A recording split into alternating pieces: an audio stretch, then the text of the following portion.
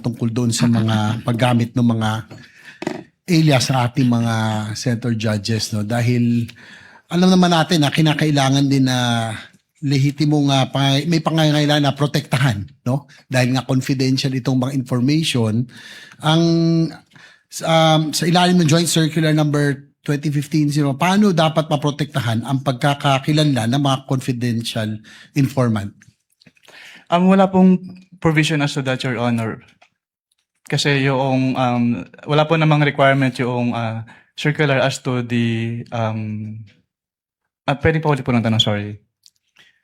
Well, yung hindi kasi parang alam naman natin, no, dahil lalo na sa mga intelligence at saka yung mga activities, mga confi, ginagamit yung mga alias, no, nabanggit nyo rin kanina. Hindi ba pwedeng gamitin na lang, halimbawa, John Does, Jane Does, o Juan de la Cruz, kasi alam naman natin na binambibilit, reward for information na siyempre pinoproteksyonan din natin yung mga pinoproteksyon ng mga agencies yung identity, no, ng mga informants. Ang masasabi ko lang po, Your Honor, wala naman pong provision as to the joint circular sa use ng aliases kasi silent po yung joint circular.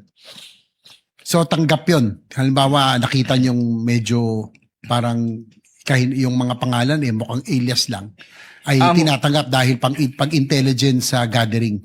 We base lang po dun sa document submitted to us. So kung wala pong naka-indicate dun sa document submitted to us na alias po yun, hindi po namin malalaman, Your Honor. Last, Mr. Presiding Officer, doon sa course ng yung audit, Mr. Attorney Wamilo, did you see any evidence o may ebidensya ba kayo na si Vice President personally ang tumanggap, ang nakakuha o nagbenepisyo doon sa Confidential Intelligence Fund? Based on the documents po, wala po, Your Honor. Wala po akong personal knowledge about that po. So para sa record, for the record, just last point, Mr. Presiding Officer, sa pagkakaroon o kawalan ng ebidensyang nagpakita ng personal na pagtamanggap na kinabang ba ang isang opisyal ng pamahalaan sa pondong bayan ay sapat na? O upang matukoy kung may umiiral na pananagutang administratibo, sibil o kriminal? Under the joint circular po kasi since si OBP po, si head of the agency po yung may responsibility to oversee kung paano gamitin yung confidential fund and to ensure yung compliance nila dun sa joint circular, then the accountable person din po si head of the agency, Your Honor. So last question, Mr. President. Upang maging malinaw ang inyong testimonya nang sabihin ninyong wala kayong nakitang ebidensya na ang pangalawang Pangulo mismo ang tumanggap, nagpanatili o nakinabang sa confidential intelligence, inilahad lamang ba ninyo ang inyong audit findings at hindi kayo nagbibigay ng legal na konklusyon hinggil sa pagkakaroon ng kawalan ng pananagutan? Is it based on your audit findings or legal conclusion hinggil sa pagkakaroon ng liability? Based po sa audit findings, Your Honor. Kasi nilalagay po namin yung persons accountable dun sa aming ini-issue po. Okay, thank you, Mr. Presiding Officer. Tungkol doon sa mga paggamit ng mga alias sa ating mga senator judges, no, dahil alam naman natin na kinakailangan din na lehitimong may pangangailangan na protektahan, no, dahil nga confidential itong mga information. Sa ilalim ng Joint Circular number 2015-0, paano dapat maprotektahan ang pagkakakilanlan ng mga confidential informant? Wala pong provision as to that, Your Honor.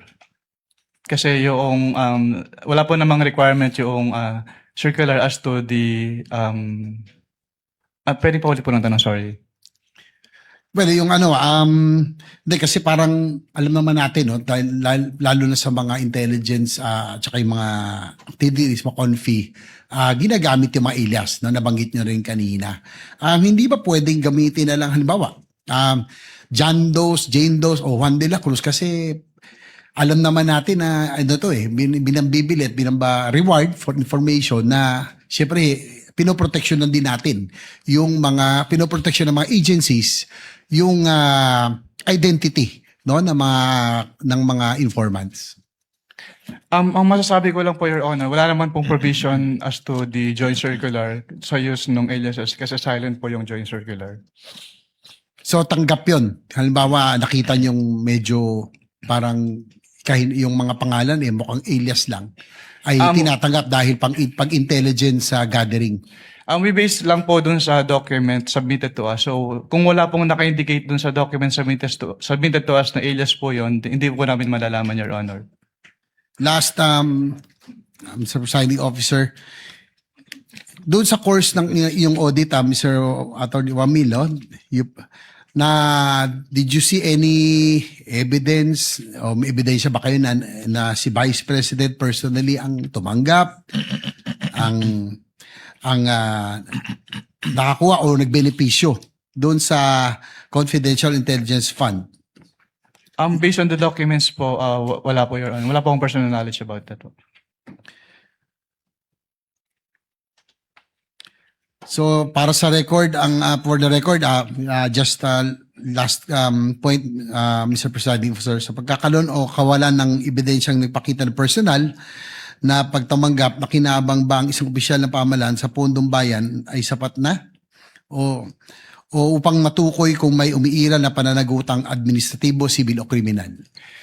Under the joint circular po kasi, since si OBP po, si head of the agency po yung may responsibility to oversee kung paano gamitin yung confidential fund and to ensure yung compliance nila dun sa joint circular, then the accountable person din po si head of the agency, Your Honor.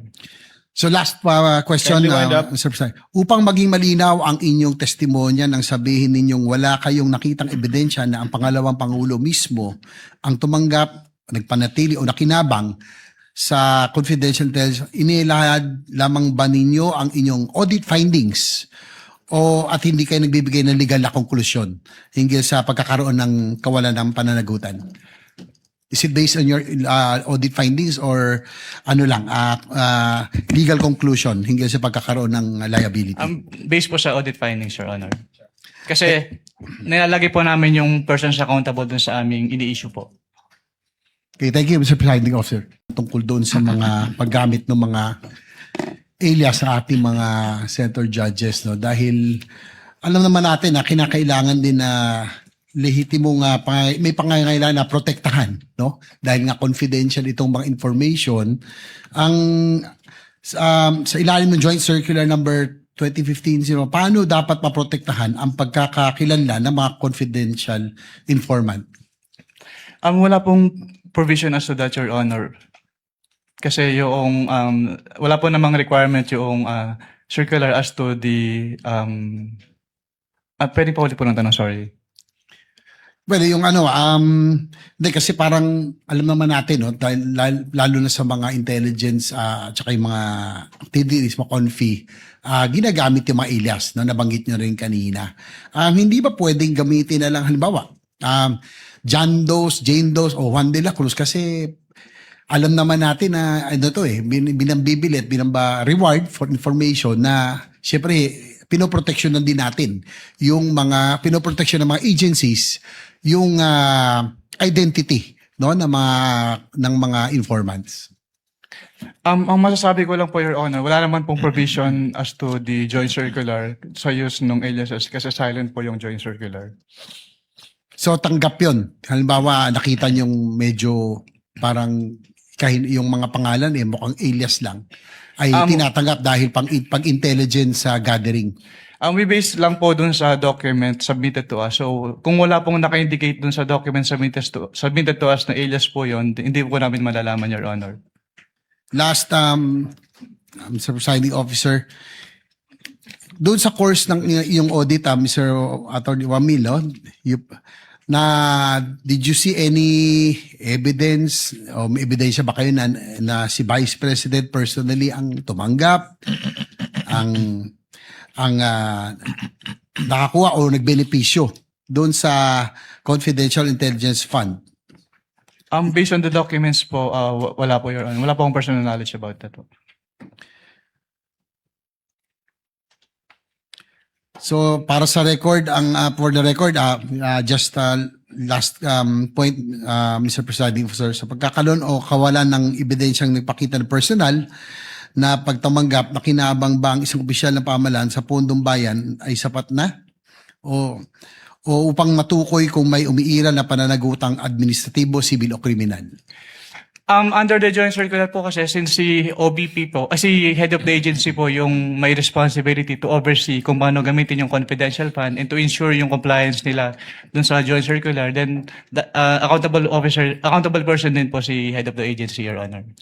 So last question, Kindly wind up. Mr. President. Upang maging malinaw ang inyong testimonya nang sabihin ninyong wala kayong nakitang ebidensya na ang pangalawang Pangulo mismo ang tumanggap, nagpanatili o nakinabang sa confidential intelligence, inilahad lamang ba ninyo ang inyong audit findings at hindi kayo nagbibigay ng legal na konklusyon hinggil sa pagkakaroon ng kawalan ng pananagutan? Is it based on your audit findings or legal conclusion hinggil sa pagkakaroon ng liability? Based po sa audit findings, Your Honor. Kasi nilalagay po namin yung persons accountable dun sa aming ini-issue po. Okay, thank you, Mr. Presiding Officer.